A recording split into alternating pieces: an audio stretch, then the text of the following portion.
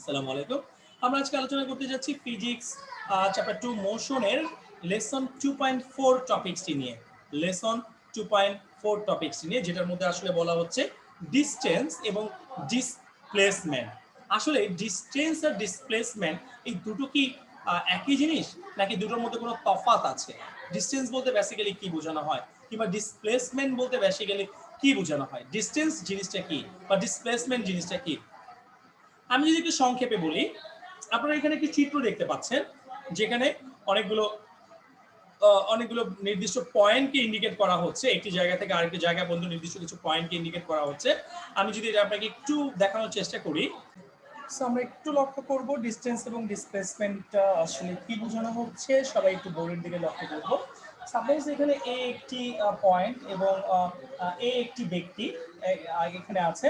তো এ ব্যক্তি এই এখান থেকে এখানে আসতে হবে, হ্যাঁ, এখান থেকে এখানে আসতে হবে, বি ব্যক্তির কাছে হবে। এ একজন পার্সন, বি একজন person.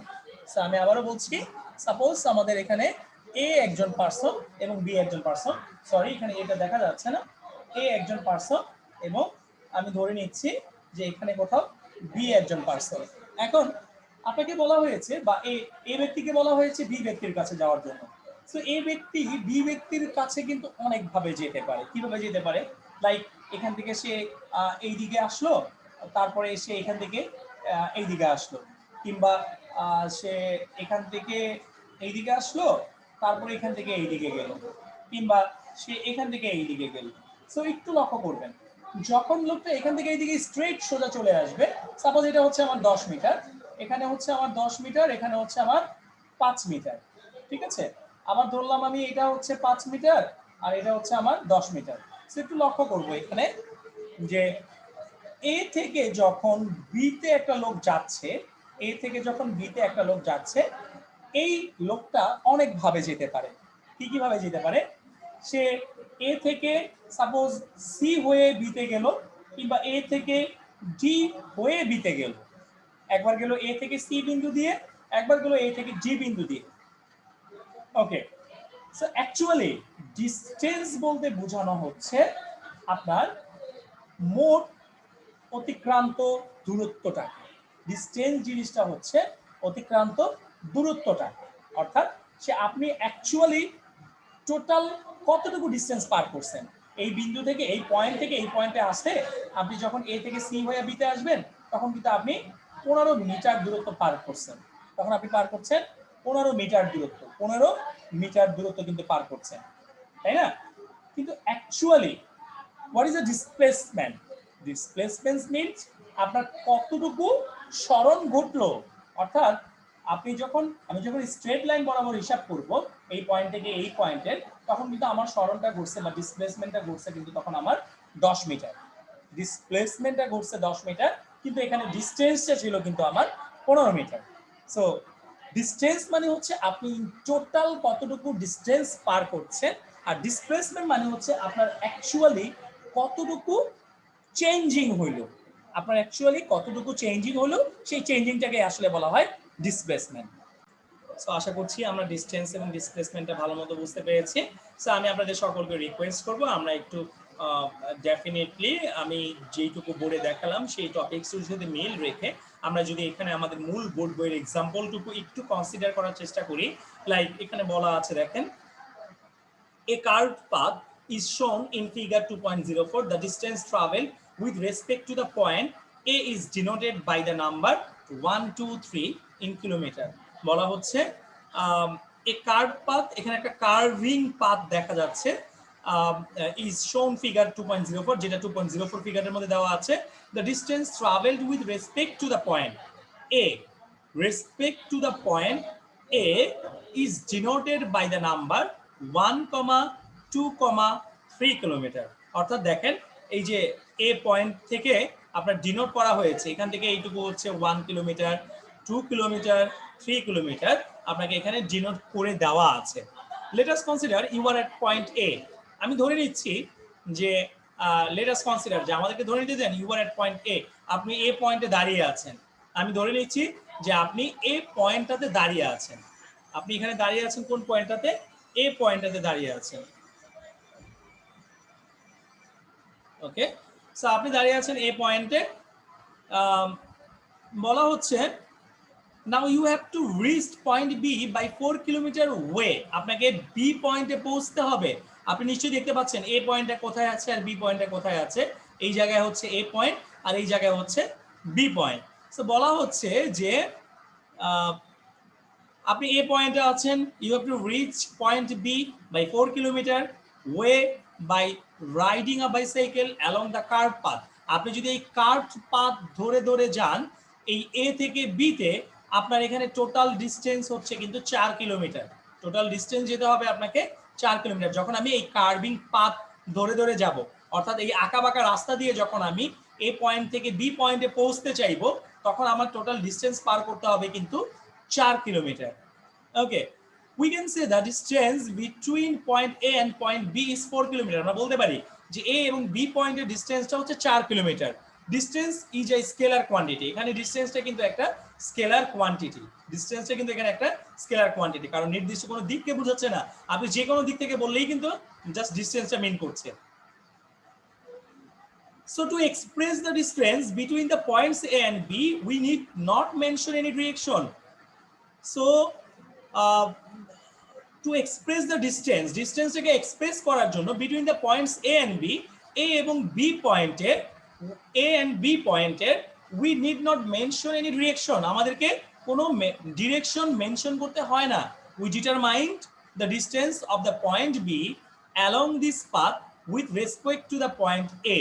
Now, if we desire, we can determine the displacement of point B with respect to point A by displacement the position of point B with respect to point A is meant.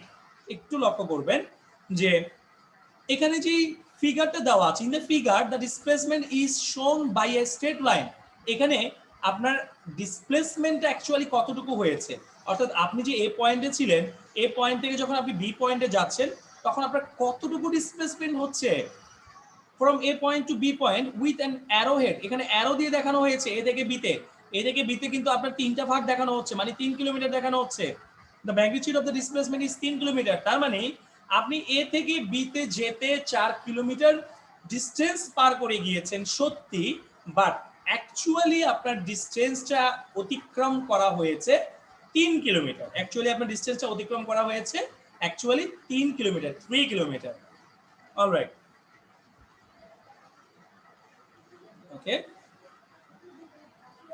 and the direction of the arrow is in the direction of the displacement. এবং এই যে অ্যারোটা দেওয়া হচ্ছে সেই অ্যারোটা হচ্ছে ডিসপ্লেসমেন্টের ডিরেকশনটাকে মিন করতেছে। ডিসপ্লেসমেন্টের ডিরেকশনটাকে mean করছে আপনার অ্যারোটা। Alright, therefore displacement is a vector quantity। তার মানে ডিসপ্লেসমেন্ট বলতে অ্যাকচুয়ালি কি বোঝানো হচ্ছে, ভেক্টর কোয়ান্টিটিকে বোঝাচ্ছে, যার ম্যাগনিটিউড এবং ডিরেকশন বোথ ভ্যালুই কিন্তু থাকবে। if going 2 kilometers more, যদি আমি আরো 2 কিলোমিটার বেশি যাই by a cycle, you cross a 6 kilometre path total. যখন আমি আরো 2 কিলোমিটার যাব, একটু লক্ষ্য করেন, এ থেকে বিতে আসতে আপনি 4 কিলোমিটার পাড়ি দিয়েছেন, আবার যখন বি থেকে সি পয়েন্টে আসবেন তখন কিন্তু এইদিকে আরো 2 কিলোমিটার পাড়ি দিয়েছেন, তখন এইদিকে আপনি আরো 2 কিলোমিটার পাড়ি দিয়েছেন। সো ইন টোটাল কত হলো, আমি এ পয়েন্ট থেকে বি হয়ে যখন সিতে আসতেছি তখন টোটাল আমি পার করছি 6 কিলোমিটার, 6 কিলোমিটার। টোটাল আমি পার করছি 6 কিলোমিটার, বাট অ্যাকচুয়ালি কি আমার ডিসপ্লেসমেন্টটা 6 কিলোমিটার হয়েছে?